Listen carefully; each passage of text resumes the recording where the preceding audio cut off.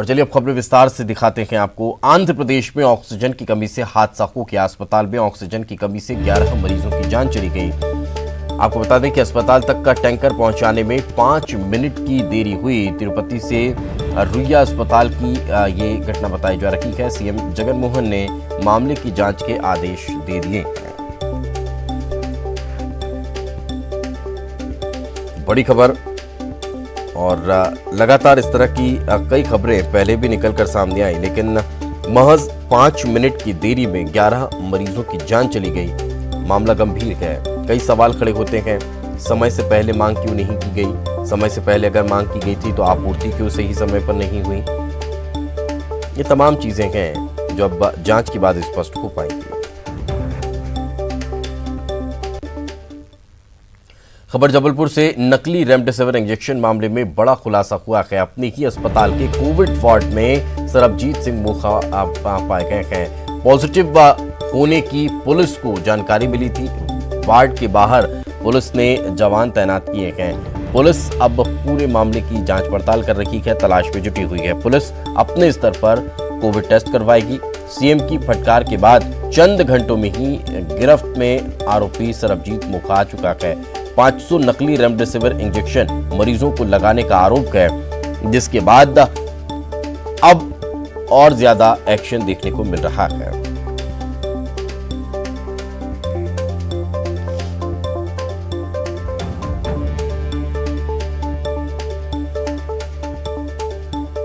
तो काफी गंभीर मामला है। गुजरात में नकली रेमडेसिविर इंजेक्शन बनाए गए थे, जो इंदौर के रास्ते होती हुई जबलपुर पहुंचे, और 500 ये नकली रेमडेसिविर इंजेक्शन हैं जिन्हें मरीजों को लगाने का मामला है। और इस पूरे मामले में जांच पड़ताल तेज हुई। गुजरात की टीम ने जबलपुर के रहने वाले सपन जैन को गिरफ्तार किया, और उसकी गिरफ्तारी के बाद लगातार कई और क्लू मिलते चले गए, और अब एक और बड़ी गिरफ्तारी, एक और बड़ा खुलासा होता हुआ नजर आ रहा है। वहीं एक और जहां सरबजीत मोखा अपने ही अस्पताल के कोविड वार्ड में मिला है, जिसके बाद पुलिस ने उसे गिरफ्त में ले लिया है। वहीं दूसरी ओर विहिप ने उन्हें जिला अध्यक्ष पद से भी हटा दिया है। विहिप की बैठक में यह फैसला लिया गया है। आपको बता दें कि मोखा पर 500 नकली इंजेक्शन लगाने का आरोप है, और वो सिटी अस्पताल का संचालक भी है, और अपने ही अस्पताल के कोविड वार्ड में वो पाया गया है।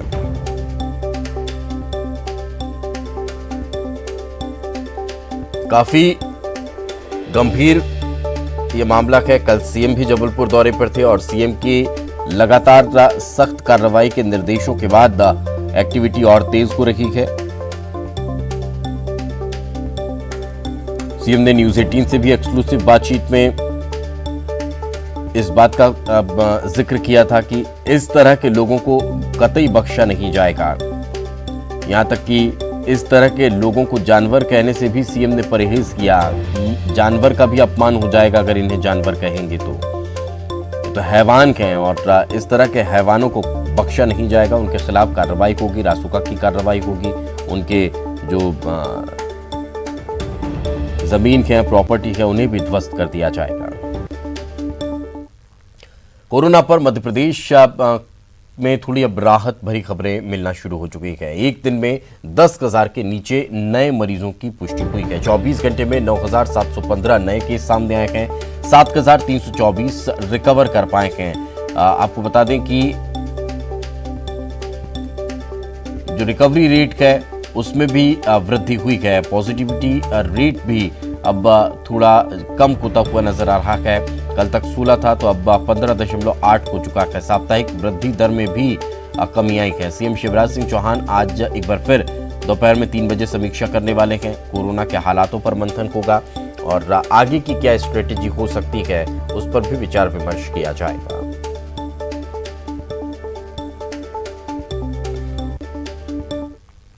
आगे बढ़ते हैं। खबर भोपाल से। कलेक्टर अविनाश लवानिया ने ऑक्सीजन सिलेंडर के रेट निर्धारित कर दिए हैं, जिसके बाद अगर कोई ऑक्सीजन सिलेंडर के तय कीमतों से ज्यादा की वसूली करता है तो उस पर सख्त कार्रवाई की जाएगी।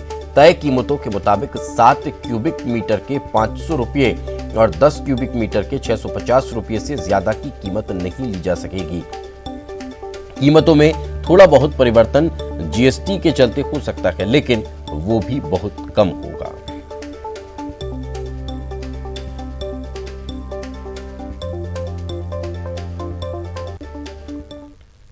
कोरोना को लेकर सीएम शिवराज सिंह चौहान एक्शन में हैं। सीएम शिवराज जबलपुर पहुंचे और कोरोना पर लगाम लगाने को लेकर अधिकारियों और डॉक्टरों से चर्चा की।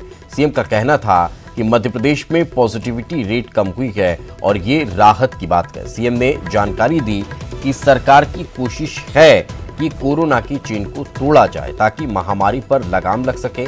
सरकार के त्रिस्तरीय योजना की जानकारी देते हुए सीएम ने साफ किया कि संक्रमण की चेन तोड़ने के साथ साथ गांव में सर्वे अभियान चलाया जा रहा है ताकि मरीजों की पहचान की जा सके और निःशुल्क इलाज मिल सके।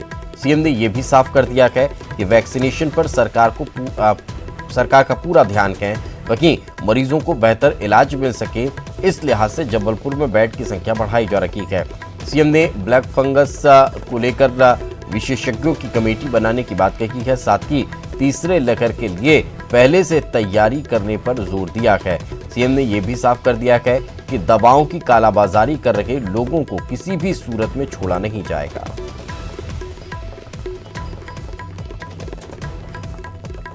के साथ मिलकर संक्रमण की चेन तोड़ने का अभियान लगातार जारी रहेगा। दूसरा जो उपाय हम लोग कर रहे हैं, किल कोरोना अभियान, ग्रामीण क्षेत्रों में घर घर टीम सर्वे कर रही है। अभी मेडिकल कॉलेज जबलपुर में आईसीयू और एचडीयू के बेड की संख्या भी हमने बढ़ाने का फैसला किया है। 600 से बढ़ा के 640 उनकी संख्या की जाएगी ताकि आईसीयू में और उपचार हो सके। जबलपुर में बाहर से भी लोग बड़ी संख्या में 17-18 जिलों के लोग आते हैं, उनको उपचार मिल सके। थर्ड वेव आएगी ऐसा लोग कह रहे हैं, तो उसको ध्यान में रखते हुए बच्चों को वो ज़्यादा इफेक्ट करेगी।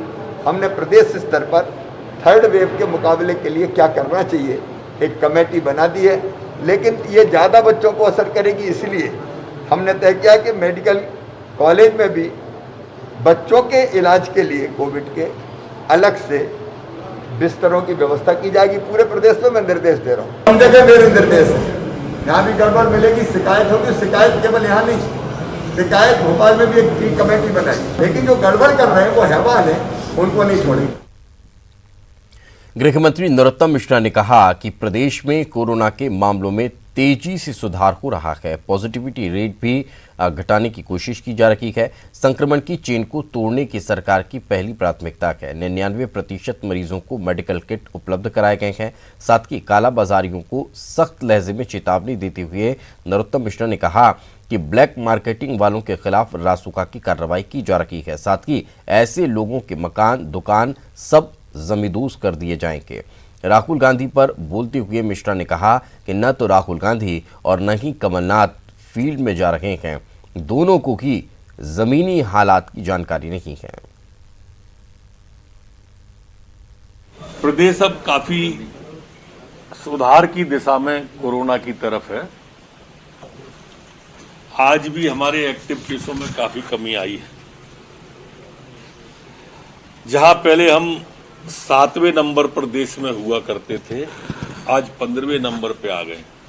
जो ड्रग माफिया है उन पर 23 से अधिक मामलों पर रासुका की कार्रवाई की गई।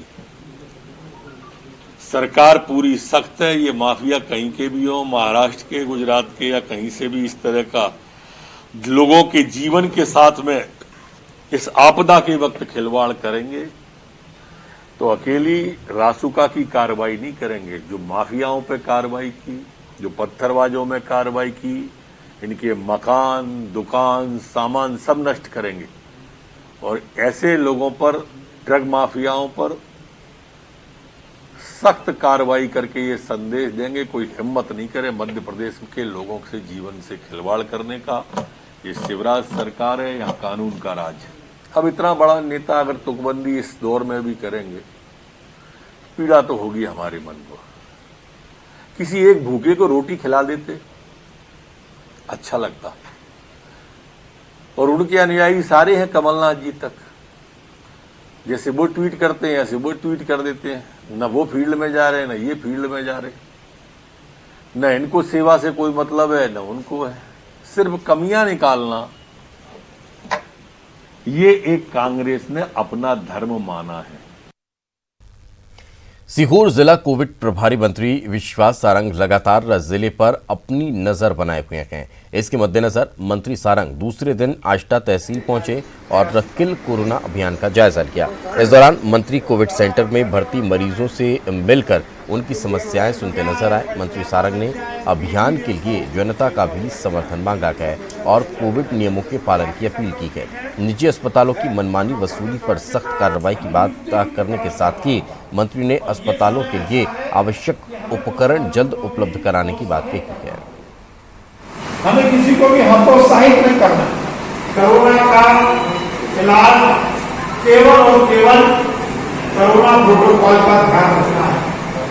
सोशल डिस्टेंसिंग, मास्क करना नहीं है। इसीलिए मैंने आपको बुरा लगा होगा शायद कि दूर दिखाने का बोल दिया, और सोशल डिस्टेंसिंग का ध्यान रखना है। स्वास्थ्य मंत्री डॉक्टर प्रभुराम चौधरी ने रायसेन जिला अस्पताल का निरीक्षण कर निर्माणाधीन ऑक्सीजन सिस्टम युक्त नवीन कोविड केयर सेंटर का जायजा लेकर रायसेन के लोगों के लिए एक और राहत भरी खुशखबरी दी है। जिला अस्पताल में स्वास्थ्य विभाग द्वारा जल्द ही सीटी स्कैन मशीन स्थापित कर दी जाएगी। इसके लिए ही आज स्वास्थ्य मंत्री ने जिला अस्पताल के भवन में स्थान का भी चयन कर दिया है और संबंधित कंपनी को 1 महीने के अंदर मशीन को स्थापित कर चालू करने के निर्देश दिए हैं। मशीन स्वीकृत हुई थी, उसकी जगह देखने के लिए आए थे और जगह आज फाइनल कर दी है। अभी जो सीटी मशीन लगाने वाली जो कंपनी है उनके जो साथी लोग आए उन लोगों से बोला है और उन्होंने आश्वासन दिया है कि 1 महीने के अंदर हम मशीन को बाहर से बुलाकर यहाँ पर स्थापित करेंगे, जिससे रायसेन जिले की जनता के लिए लाभ होगा, काफ़ी फायदा होगा इसमें। उधर पूर्व सीएम कमलनाथ ने ट्वीट कर सरकार पर निशाना साधा। कमलनाथ ने वैक्सीनेशन की धीमी रफ्तार को लेकर केंद्र और राज्य सरकार पर निशाना साधा। वैक्सीन को दूसरे देशों में भेजे जाने पर पूर्व सीएम ने सवाल खड़े किए हैं और तंज कसते हुए लिखा कि आओ वैक्सीन लगवाओ अभियान की जगह पहले वैक्सीन उपलब्ध कराओ अभियान शुरू करना चाहिए था। इसके साथ ही कमलनाथ ने सीएम शिवराज को पत्र लिखा है। खत में कमलनाथ ने वैक्सीन उपलब्ध कराने की मांग की है।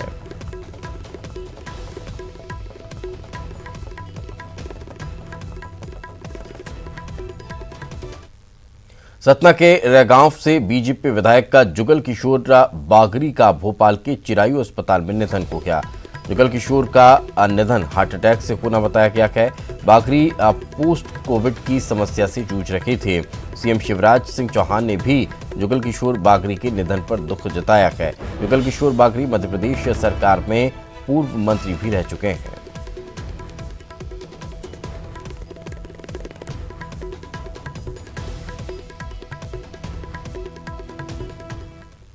और फिलहाल वक्त एक छोटे से ब्रेक का है। ब्रेक के बाद जल्द हाजिर होंगे।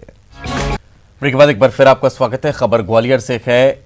आइसोलेशन से बाहर निकलने वाले कोरोना मरीजों की पहचान के लिए भितरवार तहसीलदार श्यामू श्रीवास्तव ने नया तरीका निकाल लिया है। तहसीलदार ने ऐलान किया है कि जो कोई भी ऐसे लोगों की खबर देगा उसे 500 रुपये का इनाम दिया जाएगा। भितरवार नगर परिषद के जरिए इस इनाम को दिलाया जाएगा। सूचना देने वाले का नाम गुप्त रखा जाएगा। इसको बता दें, आपको ये भी बता दें कि 24 घंटे में भितरवार के ग्रामीण इलाकों में 26 नए मरीज मिले हैं, जिसके चलते एक्टिव मरीजों का आंकड़ा 854 पहुंच चुका है। और यही वजह है कि अब ये नई तरकीब निकाली गई है। कोई संक्रमित व्यक्ति कंटेनमेंट के बाहर घूमता हुआ पाया जाता है और इस प्रकार की कोई सूचना साक्ष्य के साथ में वित्त रूप देता है तो उसको 500 रुपये का इनाम हमारे द्वारा उसको नगर पालिका सीएमओ के द्वारा प्रदान कराया जाएगा। किस लिए किया गया? इसका उद्देश्य है कि अनावश्यक रूप से जो आदमी बाहर निकल रहे हैं और संक्रमण को फैला रहे हैं, इस संक्रमण को रोकने का उद्देश्य है कि लोग इस प्रकार की कंटेनमेंट जोन के बाहर ना निकलें। इस प्रकार का ऐसी प्रोत्साहन राशि दी जाए ताकि इस प्रकार की गतिविधियों को हतोत्साहित किया जा सके। कोरोना में लापरवाह बाज नहीं आ रहे हैं। सख्ती और कार्रवाई के बाद भी लोग कोरोना गाइडलाइन का पालन नहीं कर रहे हैं। ऐसे में प्रशासन ने सख्ती और बढ़ा दी है। बुरहानपुर में कृषि उपज मंडी में उमड़ी भीड़ के बाद पास सिस्टम लागू कर दिया गया है। सतना में पुलिस हाका अभियान शुरू कर चुकी है, जिसके तहत कोरोना कर्फ्यू में बेवजह घूमने वालों को सड़क पर सजा दी जा रही है। किसी की बाइक की हवा निकाली गई है, किसी को उठक बैठक लगवाई गई है, किसी को मुर्गा बनाया गया है। इधर आगर मालवा में लापरवाहों को सबक सिखाया जा रहा है।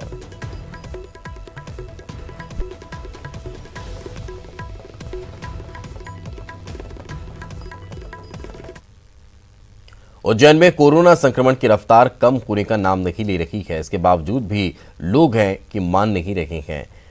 जीवाजीगंज, श्रीकृष्ण कॉलोनी और अवंतीपुरा में शादियों की तैयारी चल रही थी, जिसकी सूचना पाकर पुलिस और एसडीएम ने मिलकर छापा मारा और सभी 5 शादियों को रोक दिया है। साथ ही आयोजकों के खिलाफ मामला दर्ज किया गया है। आपको बता दें कि 6 मई को कोरोना के बढ़ते मरीजों को देखते हुए कलेक्टर ने आदेश निकाला था, जिसमें सभी प्रकार के वैवाहिक कार्यक्रमों पर अगले आदेश तक प्रतिबंध लगा दिया गया था। इधर आगर मालवा में भी पुलिस ने शादी को रुकवा दिया है। दुल्हन लेने आए दूल्हे को बिना दुल्हन के ही घर जाना पड़ा।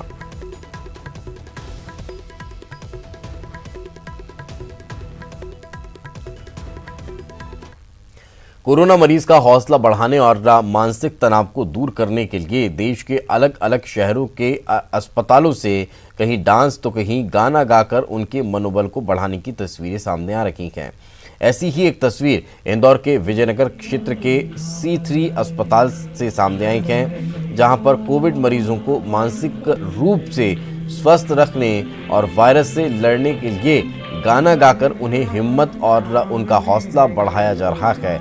अस्पताल का माहौल खुशनुमा रखा जाए, इसके लिए ये कोशिश चल रही है। मरीज स्वस्थ वातावरण में जल्दी ठीक हो सकते हैं, ऐसी अब मान्यता है और यही वजह है कि अब माहौल को और खुशनुमा किया जा रहा है।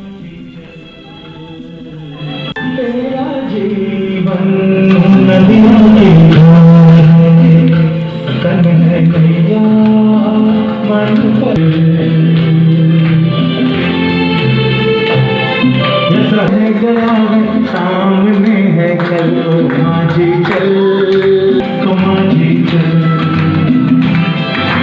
तू चले तो चमचम बाजे मौजों माझी।